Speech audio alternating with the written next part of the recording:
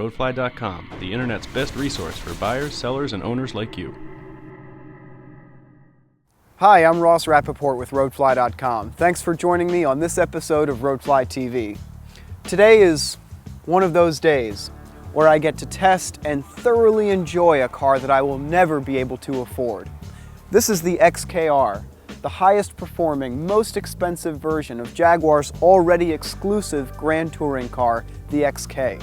Visually, there's not much to distinguish this more potent Jag, and R models have always been understated compared with BMW's M cars, for example, or AMG models from Mercedes-Benz.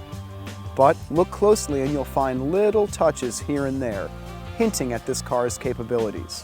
So, in case you're not familiar with what makes Jaguar's R models so special, this car is supercharged, boosting the output of its 5-liter V8 from 385 in a standard XK to 510.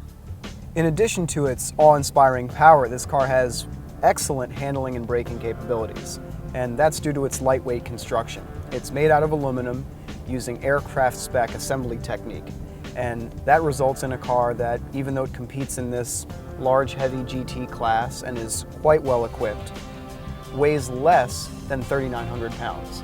That's really impressive, and what's more impressive is that this is the only car that I know of that has more than 500 horsepower that is able to dodge the gas guzzler tax, with an EPA rating of 15 miles per gallon in the city and 22 on the highway. And this car's main capability is devouring pavement at an alarming rate. In addition to 510 horsepower, this car makes 461 pound-feet of torque, all the way from 2,500 RPM to 5,000 RPM. Jaguar says this car will do 60 miles an hour in 4.6 seconds, but that sounds pretty conservative to me. Now, I read the comments and I see a lot of you guys like to rag on me for my height. I may be 5'6", but there are some things that even I'm too tall for, and the back seat of this car is one of those things. And it's definitely not going to work for our 6'2" cameraman.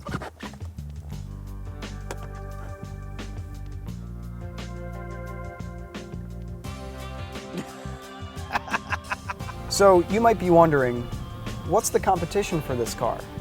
And that's a good question. As with the Jaguar XJ supercharged sedan that I drove a couple of weeks ago, this car overpowers and undercuts anything that you could really want to stack it up against. For example, a 500 horsepower 911 turbo costs $135,000. In order to get 500 horsepower out of a Mercedes, you'll need 150. And that's to say nothing of similarly performing but stratospherically priced offerings from Aston Martin or Maserati. In contrast, this Jag looks like a bargain at just $97,000. Today that seems to be Jaguar's MO. Stunning performance and looks at a price that other European makers just can't match. And everything that you see on this car is included in that price. No gimmicky options packages, no Germanic insults like charging you a couple $1,000s for real leather. I'm Ross Rapoport. Thanks for watching this episode of Roadfly TV. Please join our community by subscribing to our channel. Leave me some comments. I'd love to hear from you. Roadfly.com, the internet's best resource for buyers, sellers, and owners like you.